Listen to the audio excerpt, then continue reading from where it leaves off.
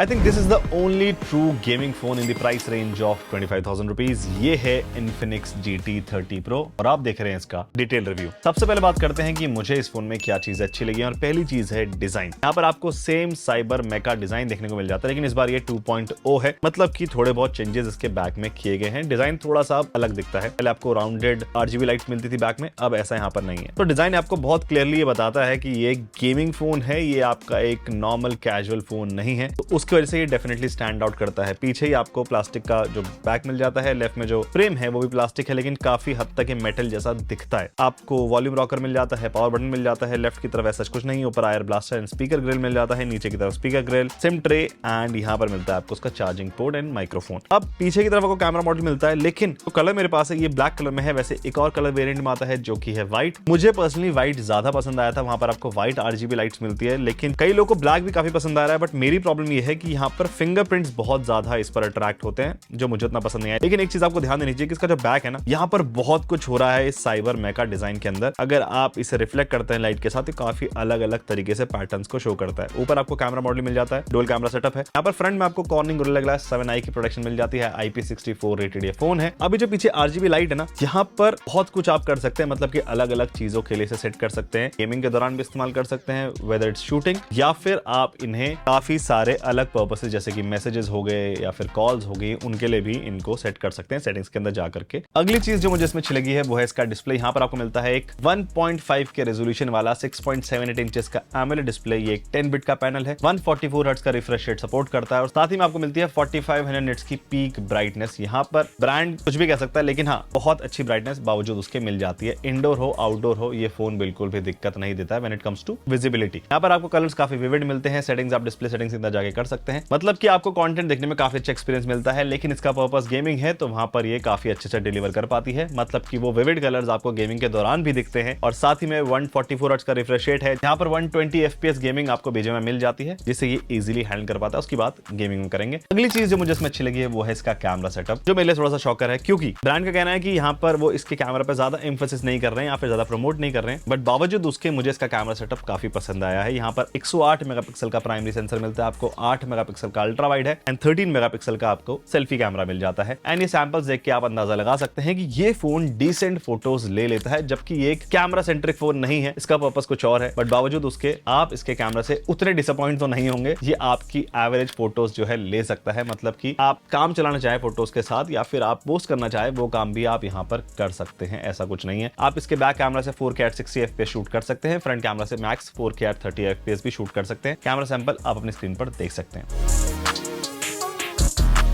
अगली चीज जो मुझे इसमें अच्छी लगी है वो है इसकी परफॉर्मेंस। ऑब्वियसली ये परफॉर्मेंस सेंट्रिक फोन है, तो यहाँ पर आपको मिलता है MediaTek Dimensity 8350 अल्टीमेट, और ये दुनिया का पहला फोन है जो इस प्रोसेसर के साथ आ रहा है। साथ ही में LPDDR5X रैम है, UFS 4.0 स्टोरेज है, मतलब कि जो हार्डवेयर है ना, काफी लंबे समय तक आपके साथ रह सकता है अगर आप फोन को चला पाए तो। वैसे ही रन करता है Android 15 बेस्ड XOS 15 पर, मतलब कि अभी तक तो आपको लेटेस्ट सॉफ्टवेयर एक्सपीरियंस मिल रहा है। इस फोन में मुझे जो चीज अच्छी लगी वो ये है कि यहाँ पर आपको फालतू एप्स बहुत ही कम मिलती है, शायद से 1-2 एप्स ही हैं जो यहाँ पर अवेलेबल हैं। और ओवरऑल फोन का एक्सपीरियंस काफी नीट है, काफी क्रिस्प है और फोन काफी फास्ट चलता है। यहाँ पर काफी सारे कस्टमाइजेशन आप इस फोन के साथ कर सकते हैं, मतलब कि चाहे वॉलपेपर्स हो चाहे वो डिस्प्ले हो, वो सब कुछ यहाँ पर अवेलेबल है। वैसे यहाँ पर आपको AI टूल्स मिल जाते हैं। XOS मतलब कि Infinix का खुद का डेवलप किया हुआ Folex नाम का एक AI है जो आपको सेटिंग्स के अंदर मिल जाएगा। मैंने उसको बहुत ज्यादा इस्तेमाल नहीं किया, क्योंकि मैं प्राइमरी जो AI टूल्स है उन्हें ज्यादा पसंद करता हूँ इस्तेमाल करना, बट वो भी आपके पास अवेलेबल है। दूसरी चीज है कि आपको यहाँ पर कुछ AI टूल्स मिलते हैं फोटो एडिटिंग ऐप के अंदर, जैसे कि इमेज एक्सटेंडर है, AI रेज वगैरह जो कॉमन फीचर्स हैं वो तो यहाँ पर है ही। AI एक्सटेंडर जो है ये थोड़ा सा रेयर है, मतलब कि बहुत ज्यादा फोन्स में देखने को नहीं मिलता है, वो यहाँ पर है जिसे आप इस्तेमाल कर सकते हैं और अच्छे से काम करता है। अब बात करते हैं स्कोर्स की, तो इसके स्कोर्स आपने स्क्रीन पर देख सकते हैं। AnTuTu पे लगभग 13.5 लाख के आसपास अचीव कर पाता है, जबकि ब्रांड कहता है कि करीबन 14 लाख अचीव कर सकता है। मेरे हिसाब से डिसेंट स्कोर है। यहाँ पर CPU थ्रॉटलिंग टेस्ट में इसकी परफॉर्मेंस 10 मिनट्स के टेस्ट में अराउंड 89% तक ड्रॉप हुई है, जो मेरे हिसाब से डिसेंट स्कोर है। वैसे यहाँ पर मैंने इसका जो 3D Mark एक्सट्रीम टेस्ट किया, उसका रिजल्ट आप अपनी स्क्रीन पर देख सकते हैं। फोन अच्छी परफॉर्मेंस ऑफर कर पाता है। अगर गेमिंग की बात करें तो यहाँ पर मैंने BGMI काफी लंबे समय तक इस पर खेली है, बहुत ही लंबा गेम प्ले रहा है। वहां पर ये इजीली 120 FPS जो है ऑफर कर पा रहा था। थोड़े बहुत फ्लक्चुएशंस आपको देखने को मिल सकते हैं, बट ओवरऑल गेम प्ले काफी स्मूथ था। गेंशिन इंपैक्ट की बात करें तो यहाँ पर मैंने हाईएस्ट सेटिंग एंड 60 FPS पर गेम प्ले किया है और वहां पर भी गेम प्ले काफी स्मूथ था। गेमिंग के दौरान मुझे कोई भी दिक्कत नहीं हुई है। और अगर डे टू डे यूसेज की बात करें तो जब ये फोन सब कुछ हैंडल कर सकता है तो आपके डे टू डे यूसेज को तो इजीली हैंडल कर पाएगा। एज सच आपको कोई भी दिक्कत इस फोन के साथ नहीं होती है। फोन काफी स्नैपी फील होता है। अब यहाँ पर गेमिंग की बात कर रहे हैं तो यहाँ पर बहुत सारे इंटीग्रेशन AI के इन्फिनिक्स ने गेम्स के अंदर किए हुए हैं। नॉट गेम्स के अंदर, मतलब आपका जो यहाँ पर एक्स बूस्ट फीचर जो होता है उसके अंदर किए गए। तो पहली चीज यहाँ पर आपको मिल जाती है जैसे कि टच मास्टर। ये बेसिकली AI इंटीग्रेशन है जो आपके एक गेम प्ले को, चाहे फर्स्ट राउंड हो, उसको एनालाइज करता है और फिर आपके यूसेज के हिसाब से आपकी टच को ऑप्टिमाइज करता है। मतलब कि आपको कितने टच सैंपलिंग रेट की जरूरत है और कौन सा एरिया आप अपने स्क्रीन पर ज्यादा टच करते हैं, वहां पर कितनी सेंसिटिविटी होनी चाहिए। ये काफी स्मार्ट मूव है, स्पेशली जब आप फास्ट शूटिंग गेम्स खेल रहे हैं तो वहां पर एक डेफिनेटली काफी ज्यादा हेल्प करता है। दूसरी चीज है नेटवर्क एनहांसमेंट। फॉर एग्जांपल आपके फोन में 2 सिम है और आप गेमिंग कर रहे हैं, बहुत इंटेंसिव गेम चल रहा है और आपका नेटवर्क फ्लक्चुएट कर जाता है, तो जो ये फोन है ये ऑटोमेटिकली आपके गेम के इंटेंसिटी को समझते हुए बहुत ही तेजी से आपका जो दूसरा सिम है उसमें नेटवर्क को स्विच करेगा, उसका डेटा ऑन करेगा और आपका गेम प्ले को पता भी नहीं चलेगा कि आपने इतनी जल्दी एक नेटवर्क से दूसरे नेटवर्क में आ चुके हैं, क्योंकि गेमिंग अब बहुत ज्यादा इंटेंसिव हो चुकी है। यहाँ पर आपको बाईपास चार्जिंग मिल जाती है, मतलब कि गेमिंग करते वक्त फोन हीट ना हो, इसलिए सीधा ही जो पावर है सीधा CPU और GPU और हार्डवेयर तक पहुंचती है, बजाय फोन की बैटरी को चार्ज करने में, जहां पर लगभग 4.5 डिग्री सेल्सियस जो है फोन का और बढ़ सकता है। अब बात करते हैं उस चीज की जिसकी वजह से मैंने इंट्रो में बोला था कि ये एक ट्रू गेमिंग फोन है 25,000 रुपए के बजट में, और वो है इसके एयर ट्रिगर्स। एयर ट्रिगर्स इस प्राइस में रेयर नहीं है, पोको इससे पहले ये काम कर चुका है, लेकिन अभी कोई भी फोन इस प्राइस पॉइंट के अंदर एयर ट्रिगर्स के साथ नहीं आता है। एंड मैं थोड़ा सा स्केप्टिकल था क्योंकि इस फोन में आपको कैपेसिटिव एयर ट्रिगर्स मिलते हैं, जबकि मोस्ट ऑफ द फोन्स में आपको मैकेनिकल बटन्स मिलते हैं। उनका रीजन ये होता है कि वहां पर आपको एक बहुत ही एप्ट फीडबैक मिलता है कि आपके बटन्स एंगेज्ड हैं, जबकि यहां पर ये पूरा का पूरा रिलाय करता है इसके हैप्टिक्स पर। अगर उनमें थोड़ा सा भी डिले हुआ तो आपको फील नहीं आएगी। लेकिन इस फोन को जब मैंने इस्तेमाल किया, गेमिंग करी, तो मेरे ये सारे डाउट्स क्लियर हो गए, क्योंकि ये फोन काफी अच्छे हैप्टिक फीडबैक जो है आपको दे पाता है जब भी आप इन एयर ट्रिगर्स को एंगेज करते हैं। एंड इससे सच में फर्क पड़ता है, स्पेशली अगर आप एक न्यूबी हो, गेमिंग करना शुरू कर रहे हो, तो वहां पर तो ये आपके गेमिंग एक्सपीरियंस को बहुत एनहांस करता है और ओवरऑल जो गेम प्ले है ना उसका लेवल अप तो डेफिनेटली कर पाता है। मेरे गेम प्ले देख के आप अंदाजा लगा सकते हो, मैं बहुत बड़ा गेमर नहीं हूं, पर थोड़ा बहुत खेल लेता हूं। बावजूद उसके मैंने देखा कि इससे डेफिनेटली जो मेरा डैमेज है, जो ओवरऑल किल्स हैं, वो डेफिनेटली बड़े हैं, तो इससे फर्क पड़ता है। वैसे आप इन एयर ट्रिगर्स को दूसरे कामों के लिए भी एंगेज कर सकते हो, जैसे कि कोई स्पेशल ऐप खोलना हो। ये प्रीसेट्स आपको सेटिंग्स के अंदर मिल जाते हैं जहां पर आप उन्हें कस्टमाइज कर सकते हैं। अब बात करते हैं उस चीज की जो मुझे इस फोन में एवरेज लगी है, और वो है इसका बैटरी बैकअप। यहाँ पर आपको मिलती है 5500 mAh की बैटरी, साथ ही में 45 वॉट का चार्जर आपको बॉक्स के अंदर मिल जाता है। ये फोन 30 वॉट की वायरलेस चार्जिंग को भी सपोर्ट करता है, जो कि एक अच्छी स्पीड है। एंड अगर वायर्ड चार्जिंग की बात करें तो इस फोन को 0 to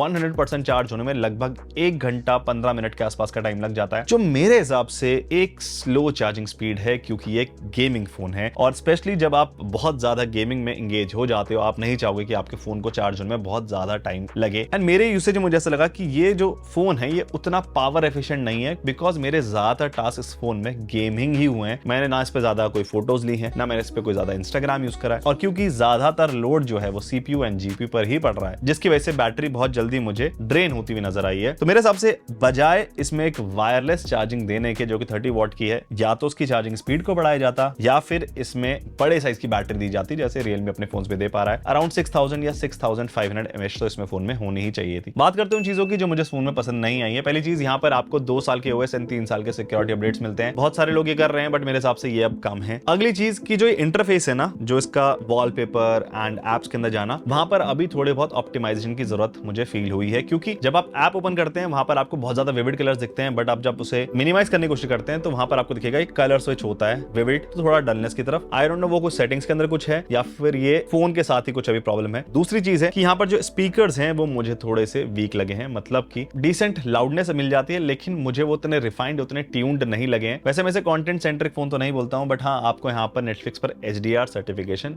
नहीं मिलती है। वैसे एक चीज मुझे इसमें थोड़ी सी वेट लगी, वो ये है कि ये फोन गर्म हो जाता है अच्छे खासे। अगर आप इस पे यूसेज करते हैं, मतलब बहुत लंबे आवर्स तक गेमिंग करेंगे, तो ये फोन डेफिनेटली गर्म हो जाता है। इतना गर्म नहीं होता है कि आप इसे यूज ही ना कर पाए या फिर टॉलरेट ही ना हो आपसे खेलते वक्त। CPU टेस्ट में अराउंड 43 डिग्रीज तक टेम्परेचर जाता है, जो बहुत ज्यादा नहीं है। बावजूद इसके कि यहाँ पर आपको 6 layer 3D cooling chamber Infinix ने डाल के दिया हुआ है, जो कि इन्फिनिक्स GT 20 Pro से लगभग 20% बेटर हीट डेसिपेट कर पाता है। बट मेरे हिसाब से अगर इसे थोड़ा सा और ऑप्टिमाइज किया जाए तो शायद से ये जो इशू है ये रिजॉल्व हो जाए। तो अब बात करते हैं कि क्या आपको इस फोन के साथ जाना चाहिए नहीं जाना चाहिए। तो ऑनेस्टली मैंने इंट्रो में ही आपको बोल दिया था कि this is a true gaming phone in the price category of 25,000 rupees. तो अगर आपको बजट उतना है और जो चीज मैंने आपको बताई उनके साथ आप कॉम्प्रोमाइज कर सकते हैं, तो आप डेफिनेटली इसके साथ जा सकते हैं। ये फोन रिकमेंडेड है। बट ये मेरा रिव्यू था इस फोन को लेकर के। आपको ये फोन कैसा लगा या आप चाहते हैं इस फोन का मैं कंपैरिजन किसी और फोन के साथ करूं, तो मुझे कमेंट जरूर बताना। इस वीडियो को लाइक शेयर करें, इस चैनल को सब्सक्राइब करें। मेरा नाम है गोविंद, आप मुझे देख रहे थे जागरण हाईटेक पर। मैं मिलूंगा आपसे अगले वीडियो में। बाय।